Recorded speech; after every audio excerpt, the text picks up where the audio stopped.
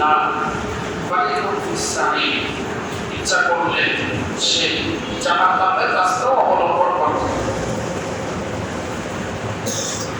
আমরা দেখতে পাচ্ছি এরকম সমাজের মধ্যে যে মানুষ হালাল কর্মের চাইতে হারাম কর্ম বেছে নেয় বেশি। এটারও কারণ আছে। এটার কারণ হচ্ছে আমাদের একজন প্রকাশ্য শত্রু আছে, যার নাম হইল ইবলিস। কথা কি কিনা বলেন?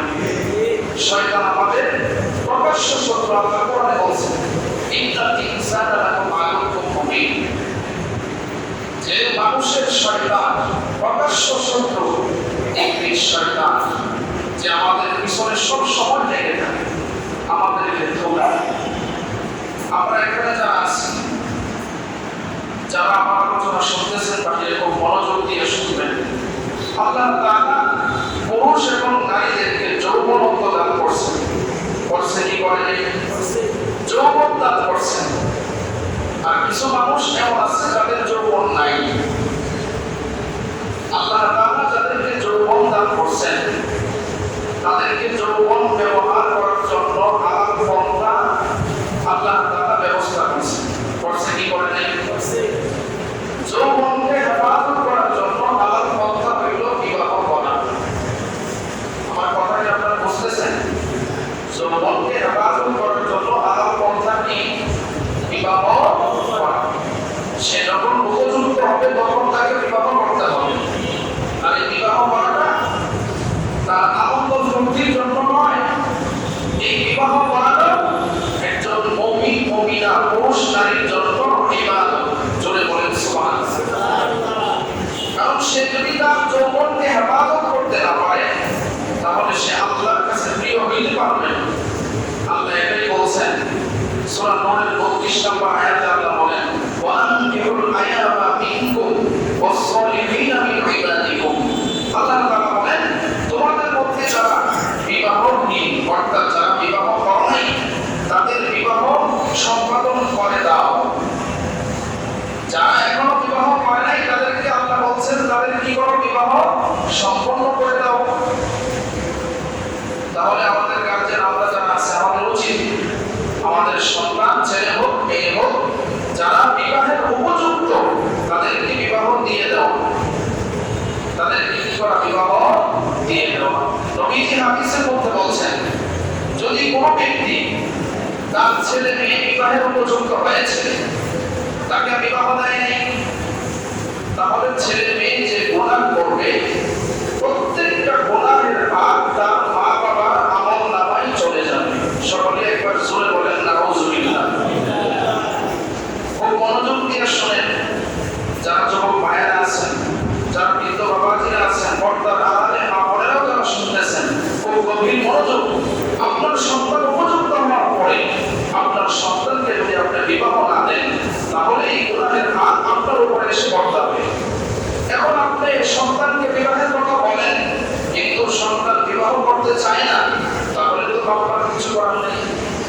যেমন আমরা যদি দেখি বাংলাদেশ এবং বাংলাদেশের বাকি, আমরা বাংলাদেশের কথাই বলি, বাংলাদেশে যে বড় বড় কলেজ ভার্সিটি আছে আমি রিসার্চ করে দেখেছি, ইডেন কলেজ বলেন, এরপরে ঢাকা ইউনিভার্সিটি বলেন, এরপরে আরো যে ধরনের যত প্রতিষ্ঠান আছে আমি দেখেছি এই প্রতিষ্ঠানের প্রত্যেকটা ছেলে মেয়ে তাদের বয়স 30, 35, 40, 45 হয়ে গেছে, এখনো তারা বিবাহ করে নাই।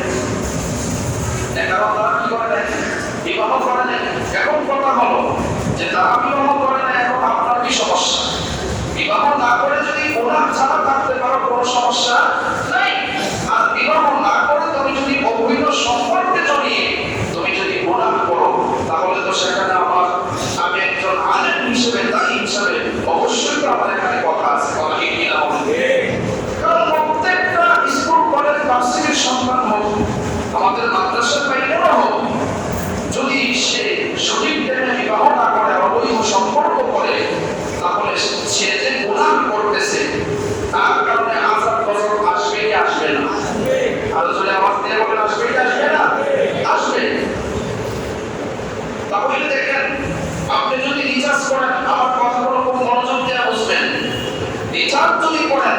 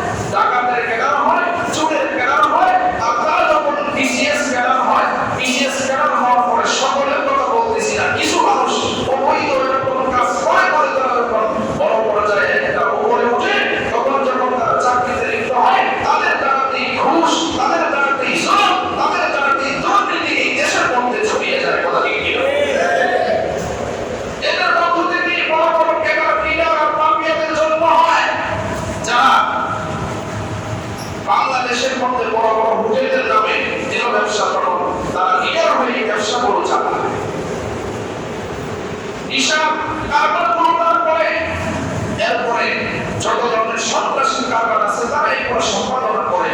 ভাই এই জন্য আসুন, আমি সকলের কথা বলতেছি না, আমার কথা স্পষ্টভাবে বুঝবেন। কিছু কিছু মানুষ এরকম আছে, কারণ আমি যদি সকলের কথা বলি তাহলে আমার ভুল হবে, কিন্তু অধিকাংশ এরকম আছে। এখন বলবেন এটার প্রমাণ কি? খোলেন পত্রিকার পাতাগুলো, খুলে দেখেন, এরপরে খবর দেখেন। খবর বাংলাদেশের সরকারি ভাবে চ্যানেল আছে প্রায় 37টা। এই চ্যানেলগুলোর মধ্যে আপনি দেখেন আমার কথাগুলো মিথ্যা না সত্য, যে তরুণীরা তরুণরা তারা এইগুলো করতেছে। যখন জিজ্ঞাসা করা হয় এই রাস্তায় কেন আসছো, বলে কি করবো, বয়স হয়ে গেছে অনেক, করার কিছু নাই, এখন এই পথ বেছে নিয়েছি।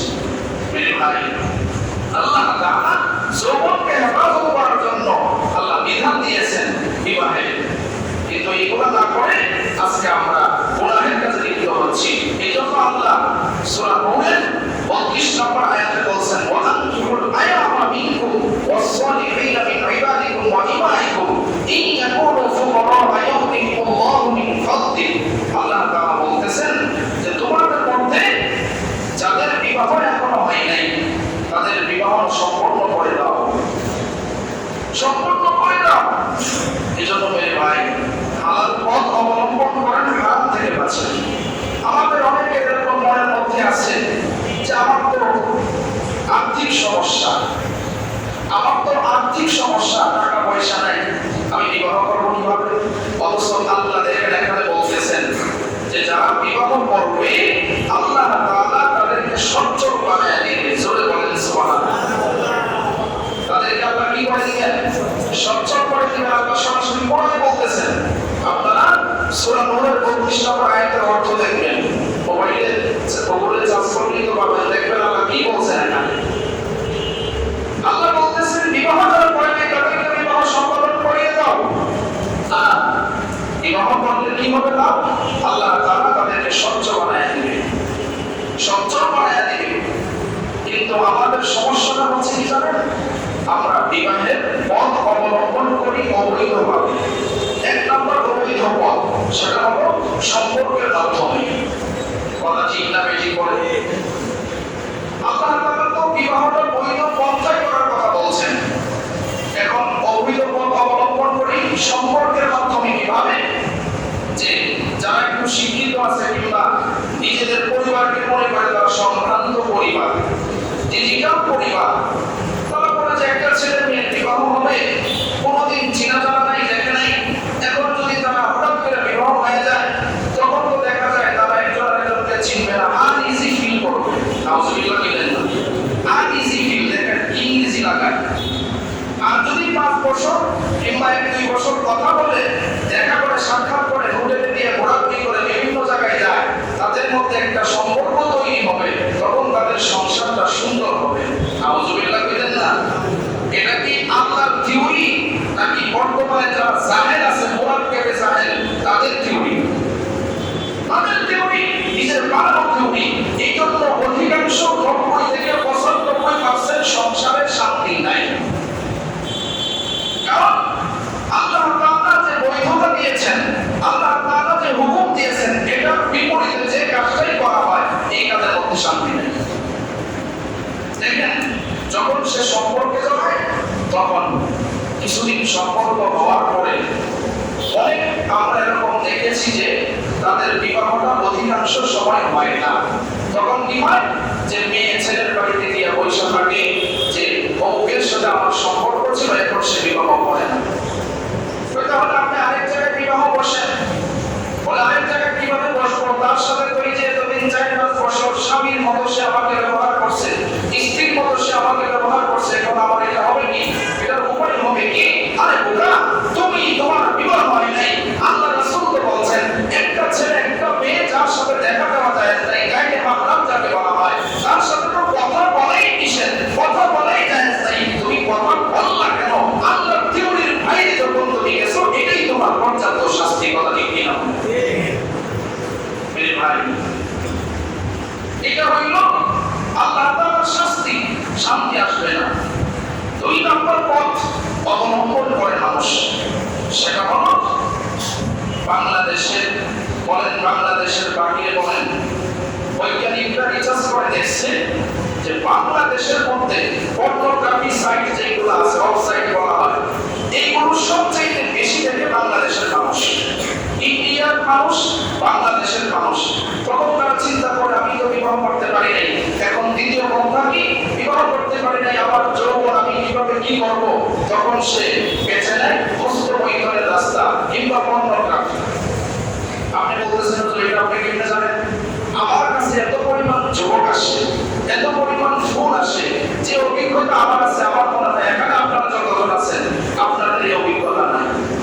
কারণ প্রত্যেকজন মানুষ যখন সে পচন হয়ে যায়, যখন তার আর কোনো রাস্তা থাকে না কি করবে, তখন আইসা আলেমের কাছে পরামর্শ করে, হুজুর আমি তো এই অবস্থা আমার হয়ে গেছে, বা উপায় কি? আপনার শেষ অবলম্বন যখন শেষ হয়ে যাবে, তখন আপনার উপরে কি হবে? এই জন্য সময় থাকতে নিজের যৌবনের বড় নিয়ামতকে হেফাজত করেন। শয়তান আপনাকে কিভাবে ধোঁকাবে দেখেন, কিছু ধোঁকার কথা আমার অভিজ্ঞতা থেকে, শোনার থেকে আমি লিখছি। এক নম্বর শয়তান ধোঁকা দেয়